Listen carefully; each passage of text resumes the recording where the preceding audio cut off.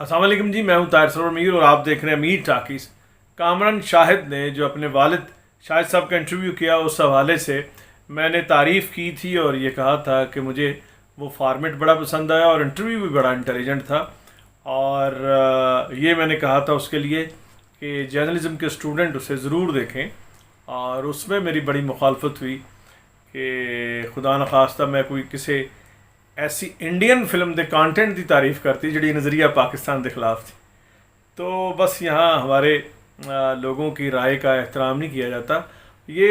वो मैंने उस पर कहा था कि ये कोई आसमानी सहीफ़ा नहीं है, ना कोई सहाफ़ती फतवा है, ये मेरी राय है। तो कोई इसके साथ जो है इख्तलाफ कर सकता है, उससे मुझे नहीं एतराज़। मुझे फॉर्मेट पसंद आया था कि पहली दफ़ा मैं इसलिए कह रहा हूँ कि मैंने कोई इस तरह का और कोई इंटरव्यू नहीं देखा। अगर हुआ है तो वो मेरी नज़रों से ओझल है, तो वो मैं उसको देख के अपनी राय बदल सकता हूँ। लेकिन इत्तफाक से ऐसा हमारे शोबिज़ में और दूसरे फील्ड्स में भी नहीं है। यानी अब रैंडमली मुझे याद आया कि मुस्तनसर हुसैन तारड़ साहब का कोई बच्चा शायद अदीब या शायर या सफ़रनामा नहीं लिखता। वो बहुत पढ़े लिखे होंगे, ज़हीन होंगे बच्चे, लेकिन वो हमने ये नहीं देखा कि वो लिटरेचर और अदब में आए हैं। इसी तरह जर्नलिज़म में ऐसा नहीं है कि किसी का वालिद शाहिद फिल्म स्टार शाहिद जितना जिनका परसोना हो, जितनी शोहरत हो, ज़ाहिर है जब कोई बड़ा आदमी होगा, उसका परसोना बड़ा होगा, उसका स्टारडम का रेडियस बड़ा होगा, तो उसके हवाले से कुछ इश्यूज़ भी होंगे। शाहिद साहब के हवाले से ये कहना बिल्कुल गलत ना होगा कि उन्होंने अपनी ज़िंदगी अपनी मर्ज़ी से गुजारी है और उनके हवाले से बहुत सारे इश्यूज़ और बहुत सारे तनाज़ात और तज़ादात और कंट्रोवर्सीज़ थी, और कुछ जो है कामरान शाहिद ने वो पूछी हैं। और मेरे लिए एक बाप और बेटे के रिश्ते के लिए मैं फिर कह रहा हूँ कि मेरे लिए वो मैक्सिमम एक आज़ादी है कि वो उनसे बाबरा शरीफ का भी सवाल कर रहा है कि आपकी इतनी शादियाँ हैं, तो असली वाली शादी कौन सी है। तो मुझे इंसान में अमूमन ये होता है कि इंसानी साइकी है कि जो उसमें डेफिशिएंसी हो, जो उसके पास कमी हो, वो उस चीज़ को कीमती समझता है। तो मेरे वालिद साहब से मेरे ताल्लुकात बड़े दोस्ताना थे, लेकिन मुझे फिर भी ये हैरत हुई जो कामरान शाहिद ने इंटरव्यू में किया है। अगर कोई समझता है कि वो अपने अब्बा का इंटरव्यू कामरान शाहिद से ज़्यादा अच्छा कर सकता है तो वो करे, वो हमें दिखाए, तो हम पूरा मेरिट पे एवेल्यूएट करेंगे और फिर कामरान शाहिद और शाहिद साहब के नंबर भी शायद काट लें। पहले जो विलाका था उसमें कहा था कि जस्टिस साहिबान का, जिसमें वो जस्टिस साकिब निसार और मौलवी मुश्ताक हाई कोर्ट के जो चीफ़ जस्टिस थे, और उन्होंने जुल्फ़िकार अली भुट्टो पाकिस्तान के पहले मुंतखब वज़ीर आज़म जुल्फ़िकार अली भुट्टो को फांसी की सज़ा सुनाई थी, और उस मुकदमे को उर्फ़ आम में अदालती कत्ल कहा जाता है, भुट्टो साहब का और इंसाफ का और जमहूरियत का भी ऑफ कोर्स। तो उस दो जस्टिस का उन्होंने ज़िक्र किया था, तो मैं ये चाह रहा था कि उस पर थोड़ी अलहदा से रोशनी डाली जाए कि मौलवी मुश्ताक साहब के पास वो गए और उनकी एक मासूमियत कह लें कि एक जज के पास वो चले गए जिसने फ़ैसला सुनाना है। अमूमन प्रिंसिपली और एथिकली तो शाहिद साहब का बनता नहीं था कि वो एक ऐसे जज से जाके दरख्वास्त करें कि वो उनसे नरमी बरते, लेकिन क्योंकि पाकिस्तान में जज खास तौर पे मौलवी मुश्ताक और इस तरह के जजों ने इस अदालती निज़ाम पर से आवाम का और हमारा सबका इत्तेकाद वो उठ गया था। जिस तरह से ये पहले आवाम को पता था, पहले शाहिद साहब को भी पता था, शाहिद साहब भी ऑफ कोर्स आवाम में ही चाहे ख्वास थे लेकिन आवाम में ही शामिल थे, तो उन्हें ये पता था कि भुट्टो को वो फांसी देने वाला मौलवी मुश्ताक, और उसके पीछे ज़ियाउल हक थे, और उनके पीछे कहा जाता है कि एक इंटरनेशनल साजिश थी। अगर फ़र्ज़ करें इंटरनेशनल साजिश नहीं भी थी तो उस पर ज़ियाउल हक तो थे, खड़े हुए थे, और उन्होंने इस मुल्क का आइन तोड़ा था, और उन तक ये तासर था कि अगर भुट्टो साहब रिहा हो जाते हैं तो वो उन्हें सज़ा देंगे। तो इसलिए उन्होंने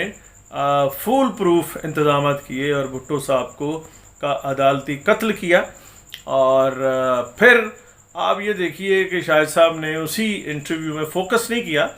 जल्दी से इस बात को ज़िक्र किया है कि मौलवी मुश्ताक ने जब भुट्टो साहब को सज़ा सुनाई और चौधरी ज़हूर इलाही साहब ने वो कलम मांगा और ज़ियाउल हक ने उनको फांसी दिलवाई, जुल्फ़िकार अली भुट्टो अपने रियासती असर व रसूख और अपने ओहदे का नाजायज़ फ़ायदा उठाया और भुट्टो साहब को कत्ल किया। ज़ियाउल हक ने भुट्टो साहब का अदालती कत्ल किया और उनके सबब और जो सामने फ्रंट मैन थे वो मौलवी मुश्ताक बने थे। अब देखिए कि अल्लाह का खुदा की लाठी बे आवाज़ है। हुआ फिर क्या है कि मौलवी मुश्ताक पे कातलाना हमला हुआ था, उसमें चौधरी ज़हूर इलाही साहब तो मौके पे उनकी असैसिनेशन जब हुई और यहाँ शादमान चौक में कातलाना हमला हुआ था। गाड़ी पे फायरिंग हुई थी जिसमें चौधरी ज़हूर इलाही साहब और मौलवी मुश्ताक साहब सवार थे, इकट्ठे थे और चौधरी ज़हूर इलाही साहब उस कातलाना हमले में मौके पे जो है वो इंतकाल कर गए थे, उनकी जान चली गई थी। और ये मौलवी मुश्ताक इत्तफाक से उस कातलाना हमले में बच गए थे। पढ़ा भी है और सुना भी है कि मौलवी मुश्ताक साहब उस कातलाना हमले के 2 से 2.5 साल बाद वो मरे थे, उनकी मौत हुई थी। और जब कातलाना हमले में बच गए थे तो उनके जिस्म में छर्रे, जो कारतूस के जो छर्रे लगे थे, उससे उनका जिस्म जो है छलनी की तरह हो गया था। और ख़वातीनो हज़रात वो शुगर के पेशेंट थे और उनके वो ज़ख्म जो है वो उनमें पीप पड़ गई और एक अजीब सी बीमारी उन्हें लाहक हुई थी जिससे मौलवी मुश्ताक के जिस्म में बड़ी बदबू आती थी और ताफ़न उठता था। और सुनने में ये आया है कि उनके घर वालों ने, सगे उनके बच्चों ने, रिश्तेदारों ने उन्हें मेन घर से उठा के क्वार्टर में शिफ्ट कर दिया था। तो वहाँ मौलवी मुश्ताक पड़े रहते थे और जब उनका जनाज़ा हुआ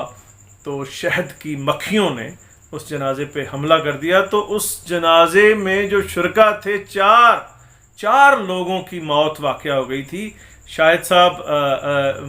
उस जनाजे में शरीक हैं, वो बता भी रहे हैं उसमें कि ये जज साहिबान और बहुत बड़े वकील और सियासी शख्सियात थीं, वे सारी भागी थी उधर से। और जस्टिस नसीम हसन शाह को जो है वो मक्खियों ने काटा था और एक और जस्टिस का भी उन्होंने नाम लिया है, उनको भी मक्खियों ने काटा था। बेजारो मददगार जनाजा पड़ा रहा था मॉडल टाउन चौक में और उसकी तस्वीर भी नवाए वक्त अखबार में मैंने देखी थी, उस वक्त छपी थी। और आप देखिए कि चौधरी ज़हूर इलाही साहब का इस तरह से जाना, फिर मौलवी मुश्ताक के जिस्म में कीड़े पड़ना, बदबू आना, ताफ़न उठना और फिर उनका दुनिया से जब गायब हो तो किस तरह से उनका जनाजा भी बेजारो मददगार, उनकी लाश भी सरेआम पड़ी हुई थी और कोई उन्हें उठाने वाला नहीं था। कोई कभी उन्होंने मुंतखब वज़ीर आज़म को बेबस करके मारा था, कत्ल किया था, उसे फांसी की सज़ा दी थी और कहाँ वो बेजारो मददगार, उनकी लाश पड़ी थी और उनके दफनाने वाले जो थे वो भी भाग गए थे। और तीसरा उनके कत्ल में ज़ियाउल हक शामिल थे। ज़ियाउल हक साहब का अंजाम देखिए कि ज़ियाउल हक साहब 130 तैयारे में सवार थे, जो फूल प्रूफ जिसकी परवाज़ होती है और उसमें कोई एरर नहीं होता, उसके ख़िलाफ़ दहशत गर्दी भी हो तो वो सेफ़ होता है, ऐसे इंतज़ामात होते हैं 130 तैयारा में। लेकिन ज़ियाउल हक साहब उस हादसे में ना सिर्फ रहलत फरमा गए थे बल्कि उनका कुछ उसमें बचा नहीं था। और फिर फ़ैसला ये किया गया था कि इनकी कब्र तो ज़रूर होनी चाहिए, क्योंकि वहाँ फिर बाज़ लोगों ने, बाज़ बड़े बड़े लीडरों ने उनका मिशन भी मुकम्मल करना था। जैसे मुझे याद है कि मियाँ नवाज़ शरीफ साहब बहुत देर तक, और ये अपने शेख रशीद साहब अपने, और राइट की यानी पीपल्स पार्टी के जितने भी ख़िलाफ़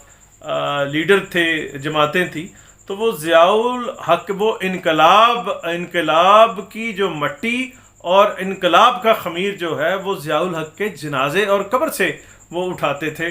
تو ان کا جبڑا ہی وہاں دفن ہے، اور وہ بھی اس طرح سے جس طرح سے گئے ہیں۔ اب لوگ یہ بھی کہتے ہیں کہ ذوالفقار علی بھٹو صرف ایک سیاسی لیڈر نہیں تھے، ان کے قاتلوں کا دنیا سے جانے کا جو جس طرح سے وہ گئے ہیں، یہ بھی اشارہ دیتا ہے کہ ہی واز مور دین سیاسی لیڈر، وہ سیاسی لیڈر سے بڑھ کر تھے۔ اس کو آپ کچھ بھی نام دے سکتے ہیں، سینٹ، صوفی، اللہ والا،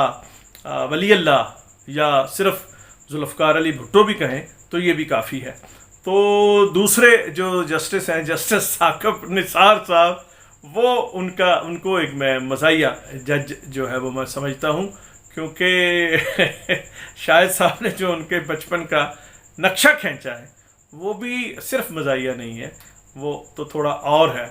اور لوگوں نے اس انٹرویو کے ریفرنس سے جو ثاقب نثار صاحب کا کردار رہا، وہ اس کے حوالے سے بڑے بڑے دلخراش اور دلچسپ تبصرے کیے ہیں۔ ایک ہمارے دوست ہیں، بڑے ذہین میڈیا مین ہیں، ذیشان حسین صاحب، ان کی ایک پوسٹ جو ہے وہ میں آپ سے شیئر کرتا ہوں، یہ اسکرین پہ بھی دکھاتا ہوں اور پڑھ کے بھی سناتا ہوں کہ انہوں نے کیا لکھا کہ بیچارہ ثاقب ایک کوک اور سینڈوچ کے بدلے لڑکیوں کو دوسروں کے رکے پہنچاتا تھا، بس پھر اللہ نے باں پھڑ لی، ایویں نہیں ڈیم تے ہسپتال برباد ہوئے، پیچھے دلالی دا تجربہ جی۔ تو یہ اب آزادی ہے لوگوں کو تبصرہ کرنے کی اور ایویلویٹ کرنے کی، جتنا کوئی کسی کے پاس بڑا عہدہ ہوتا ہے اس کا حساب بھی پھر اتنا ہی بڑا ہوتا ہے۔